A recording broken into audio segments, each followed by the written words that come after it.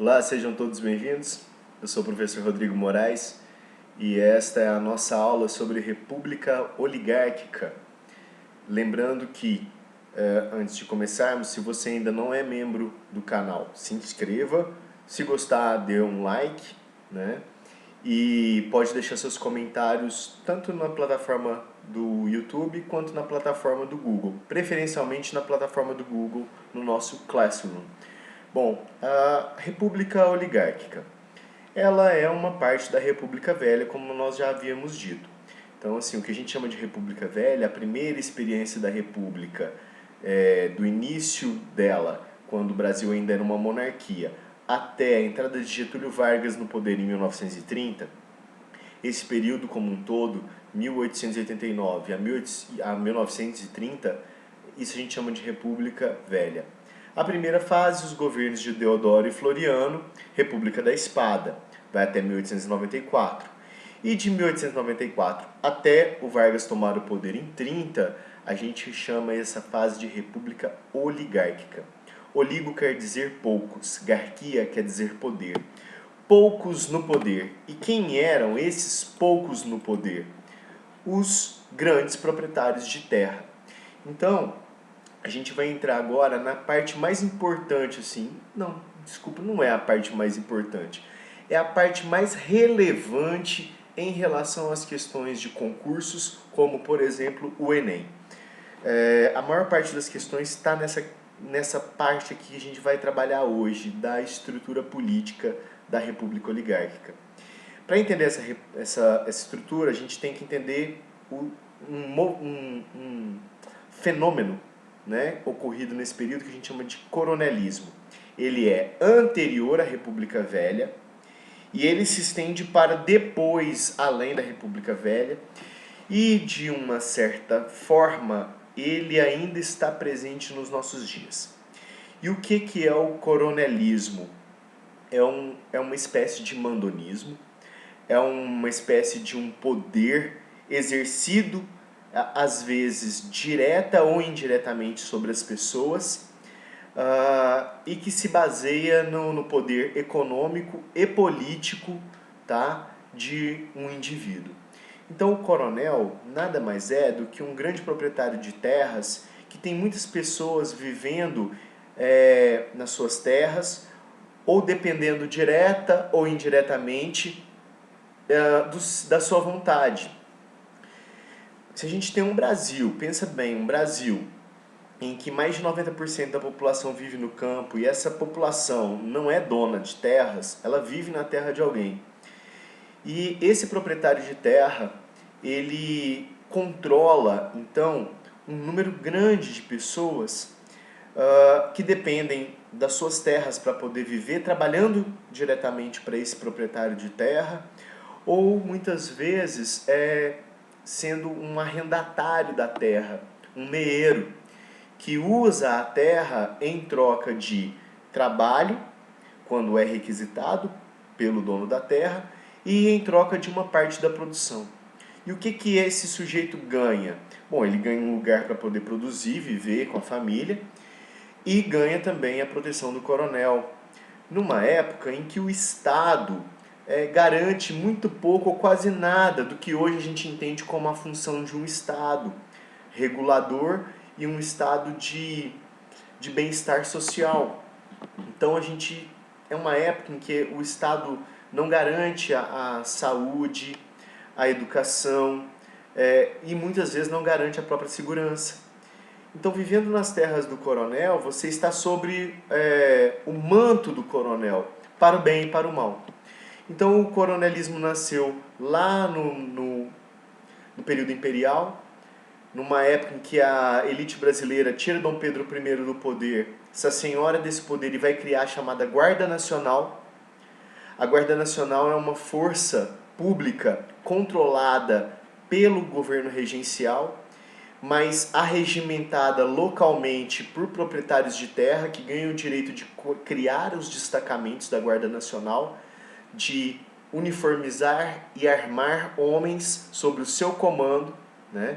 Então o coronel, né, aqui nessa imagem, ele tem aí ao seu lado a figura do capanga armado, que, né, o coronel utiliza para exercer o seu domínio sobre os demais. Ou seja, se o sujeito aqui, né, que não é um dono de terras, na hora de, vamos pensar, na hora de votar, se não escolher o candidato que o coronel quer, no caso aqui é o próprio coronel, mas pode ser alguém da sua escolha, ele vai ter que se ver aqui com a figura do jagunço.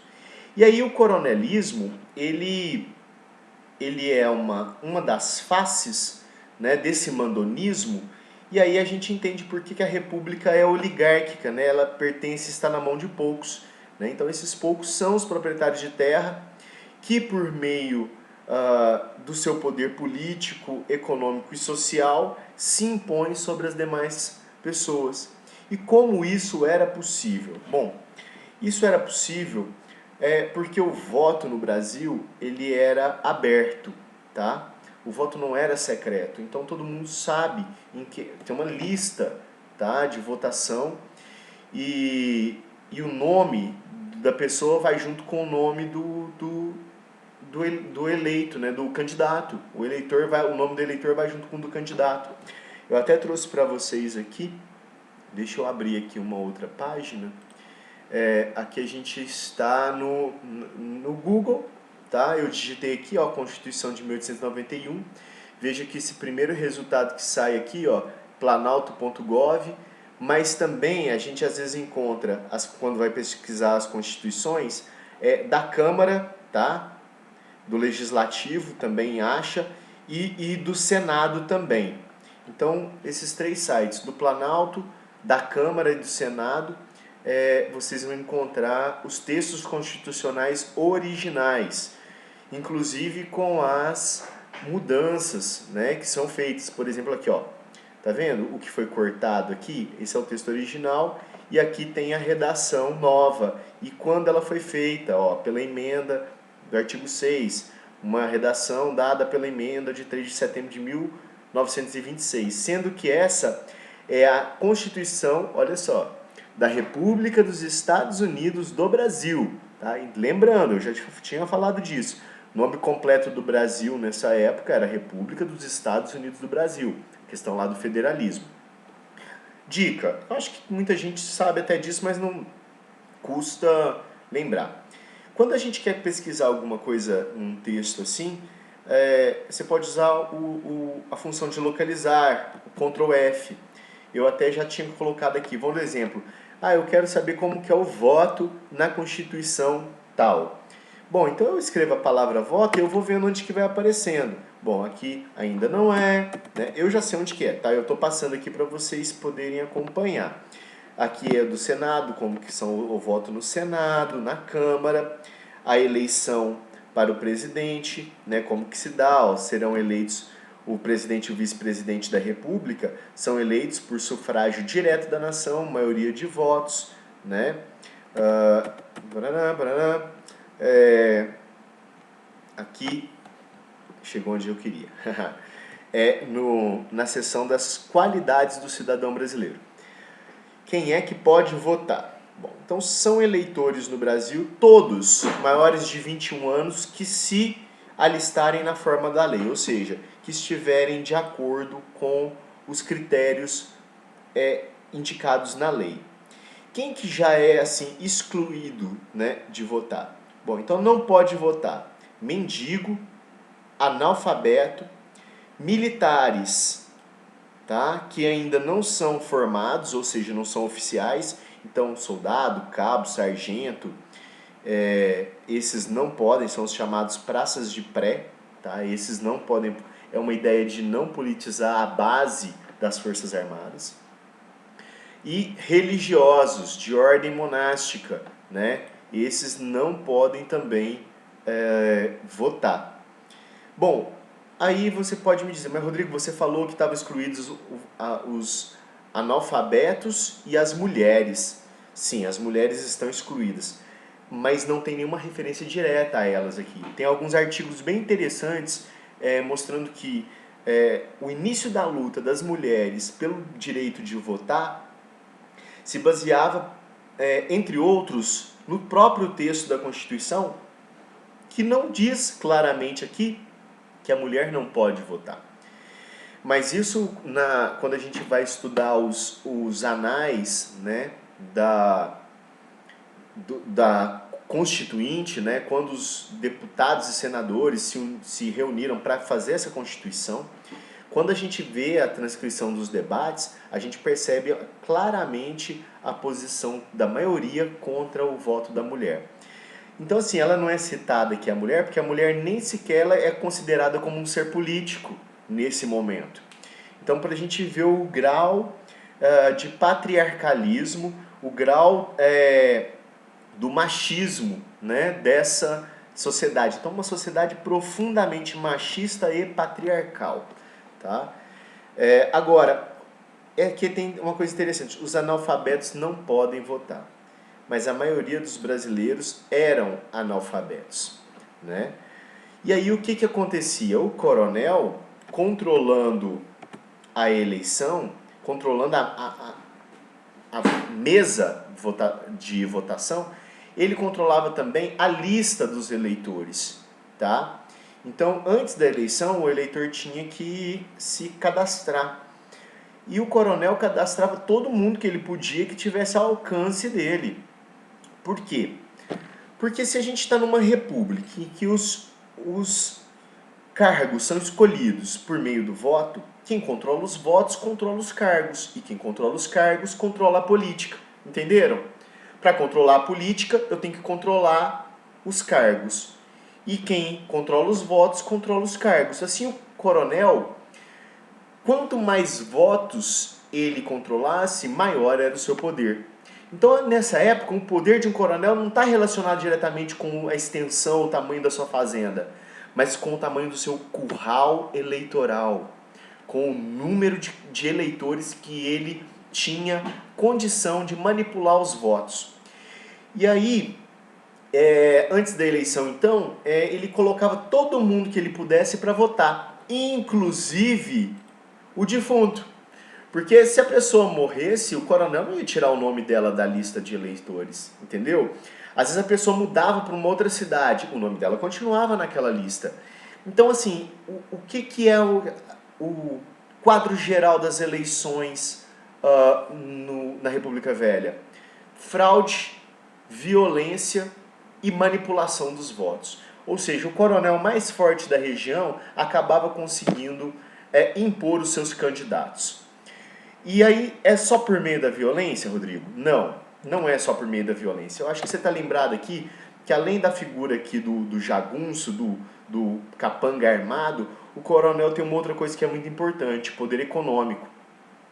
E influência social e poder político. Então, esse sujeito aqui, ele não vota no coronel, no candidato coronel, simplesmente por medo do coronel. Mas isso aqui que está na mão dele, talvez seja o voto... Ai, gente, peraí, vocês não estão vendo. Ai, peraí. eu tô muito grande aqui nessa tela aqui, deixa eu diminuir.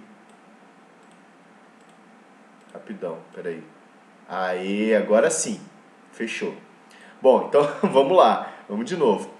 Esse sujeito aqui, ó, que veio votar, nossa, gente, que mancada, hein? Tava grandão no meio da tela.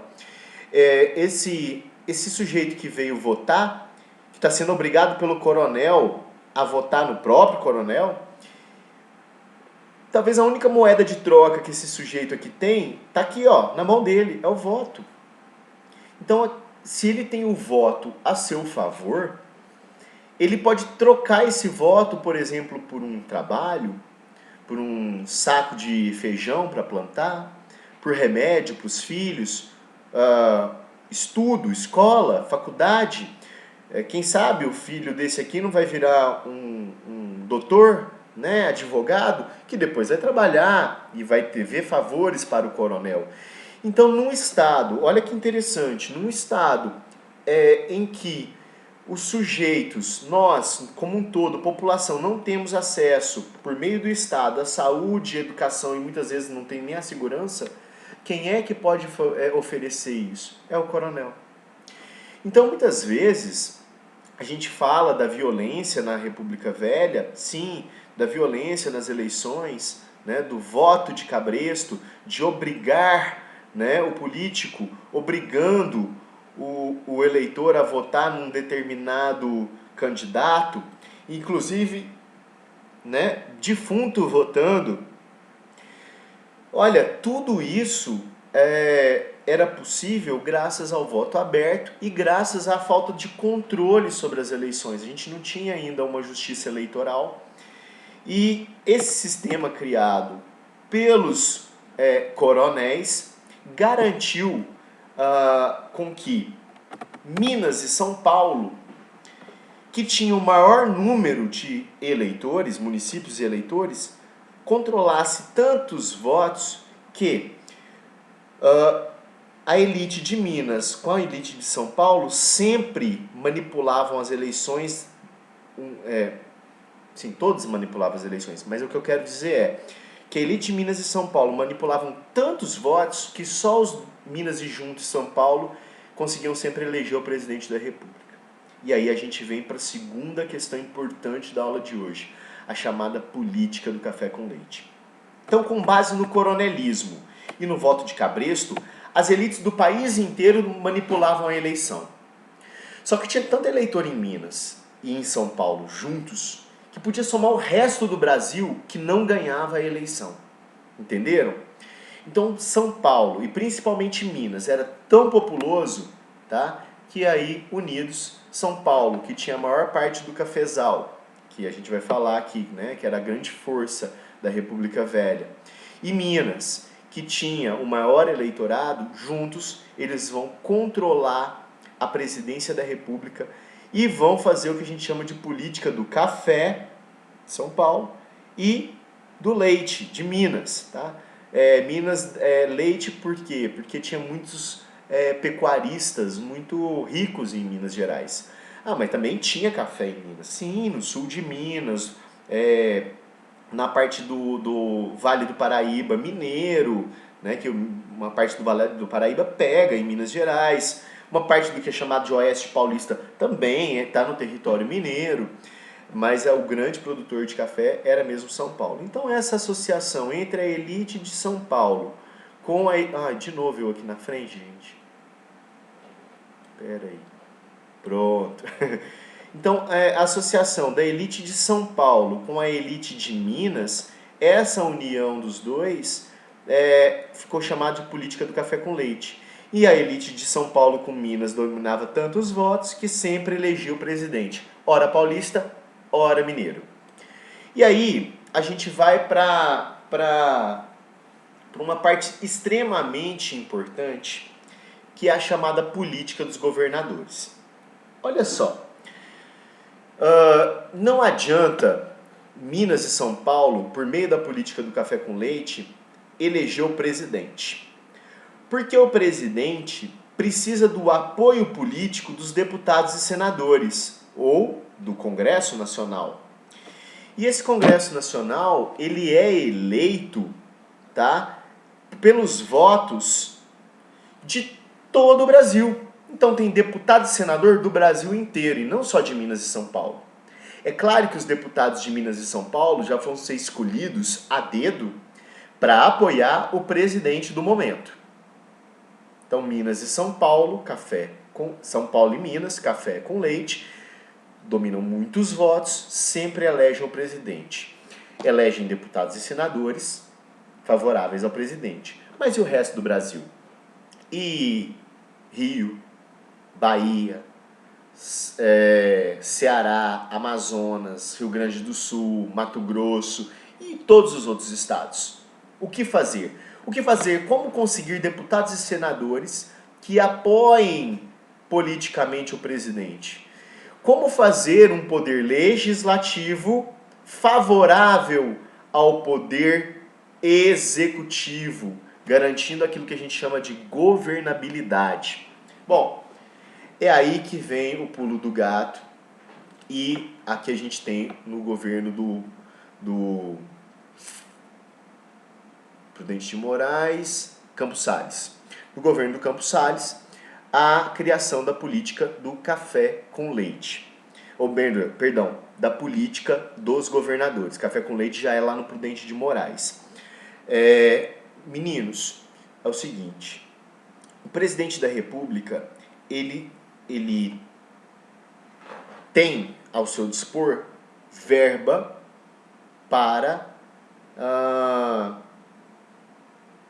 realizar projetos, tá? Essa verba, esse dinheiro que o presidente consegue movimentar, ele vem dos impostos.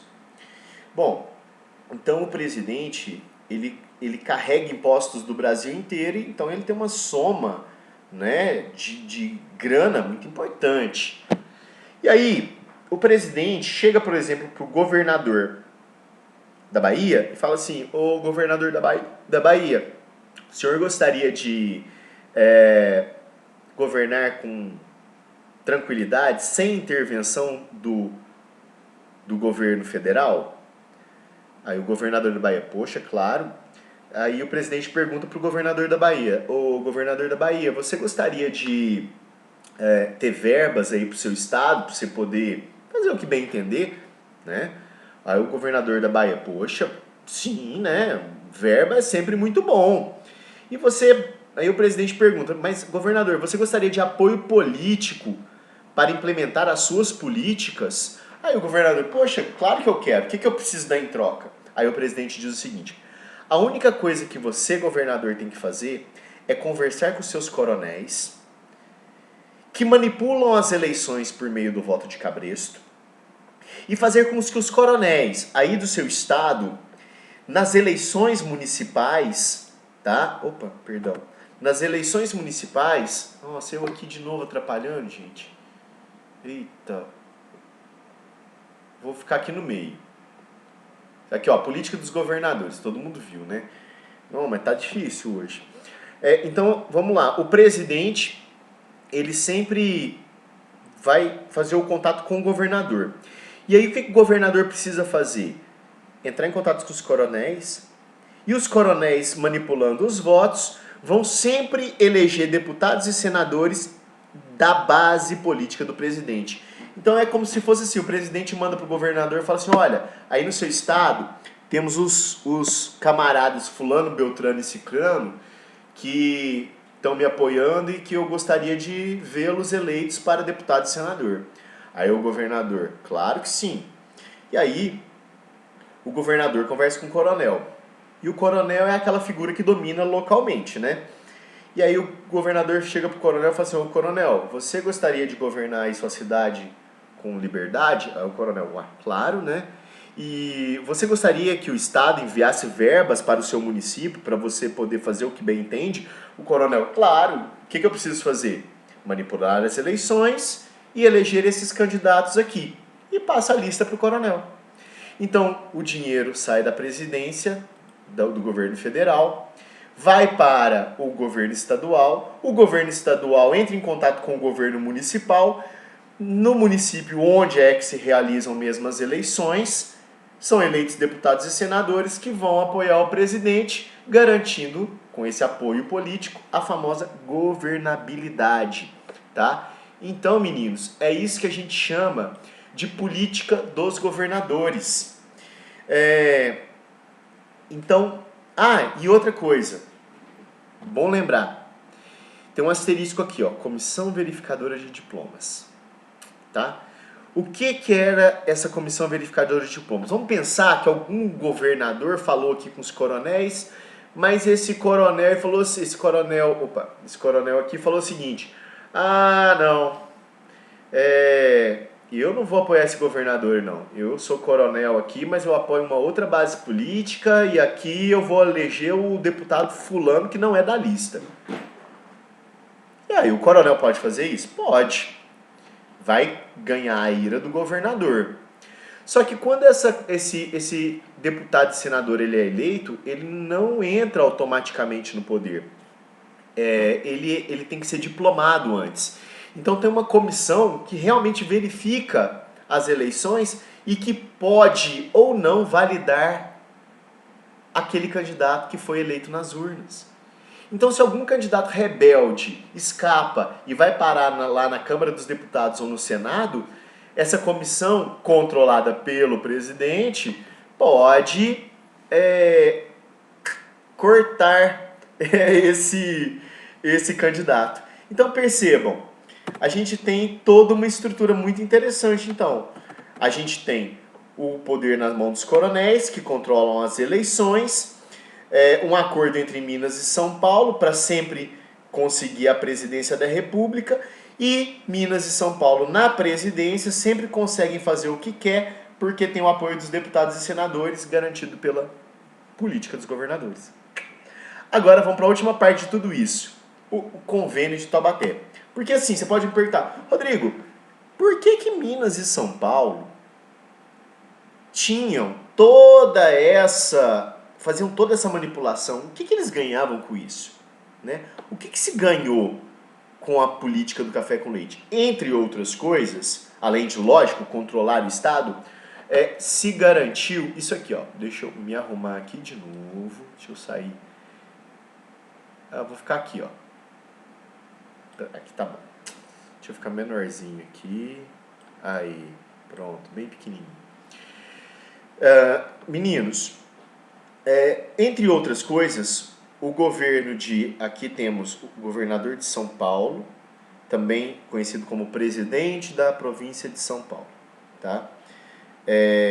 Governador de São Paulo, o governador de Minas e o governador do Rio de Janeiro, esses três se uniram e criaram o chamado Convênio de Taubaté. O que era o Convênio de Taubaté? Um acordo feito entre esses três estados, inicialmente sem o apoio da Presidência da República, mas logo depois vai ganhar o apoio do Presidente da República. 2 anos depois, o Convênio de Taubaté é 1906. 1908, o próprio governo federal, o Presidente da República, passa a garantir o Convênio de Taubaté. E o que era esse convênio? Era garantir a compra do excedente de produção. Vocês devem ter lido que o café, lá no capítulo 1, no tópico 3, que o café era o principal produto de exportação do Brasil. Sim, desde o Império. Desbancou o açúcar, desbancou o algodão, era de longe o principal produto da pauta de exportação. E graças ao café, aos recursos do café, criou-se no Brasil também uma nova indústria, uma indústria de bens de consumo não duráveis, que não requer aí muito investimento, mas que vai mudando a cara do centro urbano. Então, principalmente São Paulo e Rio de Janeiro vão se tornando centros industrializados, graças a esse recurso do café. E muito cafeicultor pegou o dinheiro do café, o lucro, para investir também em pequenas indústrias, principalmente em São Paulo. Então, o que era o Convênio de Taubaté? O Brasil, o problema é o seguinte, o Brasil produzia tanto café que o mundo não conseguia comprar mais. E quando você tem uma oferta muito grande de café, ou de qualquer produto, o preço cai. Né? Deixa eu aumentar aqui só um pouquinho, que está muito pequenininho. Vocês já viram a imagem aqui, todo mundo viu, né? Os governadores de São Paulo, Minas e Rio de Janeiro na sequência. Já vou falar deles aí. Então é o seguinte, o Brasil produzia, exportava tanto café que o preço estava caindo. O Brasil produzia mais café do que o mundo inteiro conseguia absorver. Então, para controlar os estoques, para controlar a oferta do produto, esses três governadores criaram o Convênio de Taubaté, que garantia a compra do excedente da produção, estocando para um momento de baixa, e aí se faltasse café, o governo vendia esse café que ele estocou e colocava esse café no mercado. Então vamos lá. Muito café no mercado, o governo compra e guarda. Quando faltar café no mercado, o governo vende. O problema nunca faltou café no mercado. Por quê? Porque o coronel, latifundiário, produtor de café, sabe que o que não foi exportado, o governo compra. Você acha que ele vai diminuir a produção ou ele vai aumentar? Então, vamos lá. No Convênio de Taubaté, tinha uma cláusula que dizia: não pode mais aumentar o número de pés de café. Não pode haver mais expansão de cafezal. Chega, não vai plantar mais pé de café. Só que quem controlava o Estado não eram os cafeicultores? Então, quem controla o Estado não controla as regras e as leis e a fiscalização? Então, se o latifundiário cafeicultor controlava a fiscalização do cafezal, você acha que ele fiscalizava mesmo? Então, o convênio de Taubaté, na verdade, garantiu um enriquecimento ainda mais dos cafeicultores. Porque o café que não era exportado, o governo comprava. E aí o povo que ficasse à míngua. E aqui nessa charge, né? Isso aqui, gente, esse mecanismo é uma bomba d'água, tá? Mecânica, né? Ou melhor, manual, né? Um mecanismo manual para bombeamento de água. E o que os três governadores aqui estão bombeando? O dinheiro do Estado, da União. Porque em 1908, a União, o governo federal, passou a garantir o convênio de Taubaté. Então o governo pegava dinheiro emprestado lá fora, comprava o excedente da produção, guardava o café para vender num momento de crise, de falta de café. Mas nunca faltava café. Tá? Então aqui do lado eu coloquei a charge, tá? Esse aqui é o Zé Povo, tá? Aqui é o Tibiriçá, tá? Aqui é o João Pinheiro e aqui é o Baker, os três que eram governadores aí dos respectivos estados, como eu disse. Bom, não vou entrar aqui na charge, tá aqui, depois quem quiser já lê, dá um pause aí no vídeo, lê, né? É bem legal. E agora a gente vai para o último momento aqui, tá? Que é o ciclo da borracha. Mas retomando, todo mundo, eu quero que tenha muito claro isso. Coronelismo, poder político na mão dos coronéis latifundiários. Dominam o Estado porque dominam as eleições, porque o voto era aberto, não era secreto, então todo mundo sabe em quem votou, e o coronel manipulava as eleições, ou por meio da violência, ou trocando voto por favores. E aí, Minas e São Paulo tinha tantos votos que os coronéis de Minas e São Paulo juntos sempre elegiam o presidente. Política do café com leite. Por meio do acordo com os governadores dos estados, o presidente garantia deputados e senadores favoráveis ao seu governo. Política dos governadores. Controlando o estado, os cafeicultores conseguiram o convênio de Taubaté, que garantia que o café que não fosse exportado fosse comprado pelo próprio governo. Sempre ganhando. Então essa é a base da estrutura política, tá? Agora, eu coloquei esse último tópico aqui, que aparece no livro, tá? Bem mais resumidinho, mas assim, não tem muito o que falar não. Por quê? Porque assim, no final do Império, para o começo da República, a indústria automobilística cresce muito. E aí o uso da borracha, né? E a borracha nessa época não era borracha vulcanizada feita à base de petróleo. Ela era a borracha, os pneus, correias eram feitas de borracha de látex. E o látex retirado de uma árvore chamada seringueira, ou Hevea brasiliensis. Aqui a gente tem as bolas de borracha que eram exportadas, tá? Porque a borracha ela sai na forma de uma cera a partir da árvore da seringueira, que ela é riscada, aí ali ela fica escorrendo um líquido, esse líquido vai ao fogo, ele engrossa, eles vão colocando e rodando no fogo esse látex para ele endurecer e virar essas bolas de borracha que depois são exportadas. Onde é que tinha muita borracha? Na floresta amazônica.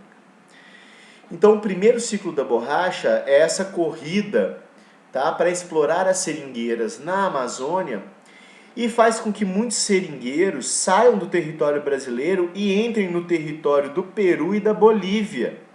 Inclusive com uma guerra e um conflito muito grande nesse território. Por quê? Porque era um território rico em seringueiras. E aí os seringueiros brasileiros, né, explorando o território peruano e boliviano, acabaram criando um conflito. Esse conflito vai ser resolvido por meio de um acordo diplomático, tá? Que cria inicialmente um estado independente do Acre, e que depois vai ser anexado ao território nacional por meio do Tratado de Petrópolis. Então esse primeiro ciclo da borracha que faz nascer, por exemplo, uma cidade fantástica no meio da selva, que era Manaus, né? Muito rica, né, por causa das seringueiras. Agora, rica os grandes exportadores de borracha, porque o seringueiro mesmo, coitado, enfiado no meio da mata, esse muitas vezes vivia de forma beirando a miséria, né? E assim, sujeito a todas as doenças tropicais e tudo mais.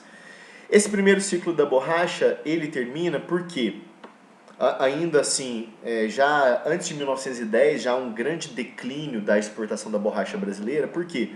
Porque essa borracha está aqui no meio da floresta. As árvores estão aqui no meio da floresta. Então a exploração das seringueiras não é muito fácil. O que os ingleses, tá, e franceses fizeram?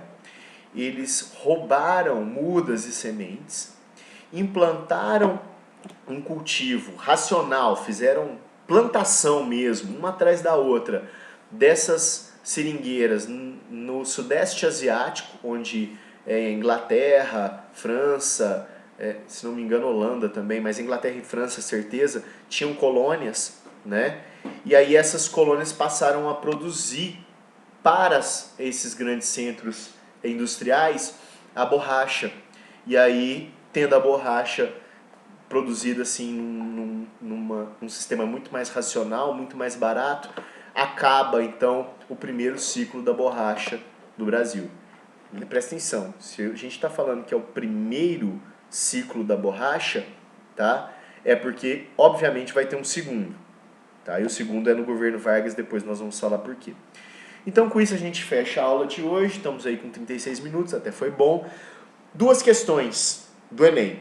Uma sobre coronelismo e uma sobre voto de cabresto. Claro, tinha que ter isso daí, beleza? Então, não se esqueça de se inscrever. Gostou, deixa um like. 2. Comentários, tá? Elogios, críticas, sugestões e volta... importante. Não deixe de fazer os exercícios. Não deixe de responder as questões. É por meio das questões que você ganha nota e presença. E sempre verifique, tá? Se você acertou ou se você errou. Porque se você errou, você tem o direito de refazer lá no Classroom. Eu deixei a instrução lá. E isso já é recuperação.